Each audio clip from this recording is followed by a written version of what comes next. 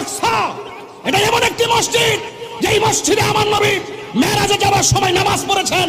এই মসজিদ সেই মসজিদ যেই মসজিদের পাথরগুলো একদম সমুদ্রের তলদেশ থেকে জিনদের মাধ্যমে উঠানো হয়েছে। প্রত্যেকটা পাথরে সূরা ইয়াসিন লেখা ছিল।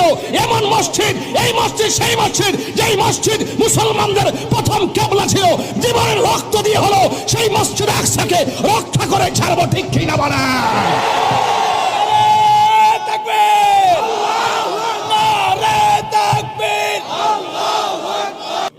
এবার মিল্লামিশা চলেন, সবাই মিল্লামিশা লন, আমরা ফিলিস্তিন যাই।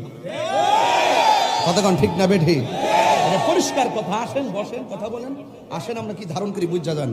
বয়েথের বাংলার জমিন স্যার তিন বেলা খাইয়া খেয়া খালি ফেসবুকে লিখলে চলতো না, ডাইরেক্ট চলে আমরা যাই। আমরা প্রস্তাব করে আমরা পাঠাই দেন। শুধুমাত্র বেশি আমরা ট্রেনিং লাগতো না, ডাইরেক্ট ভ্রমণ করে বললাম কথা ঠিক না। আয়েন মুসলমানদের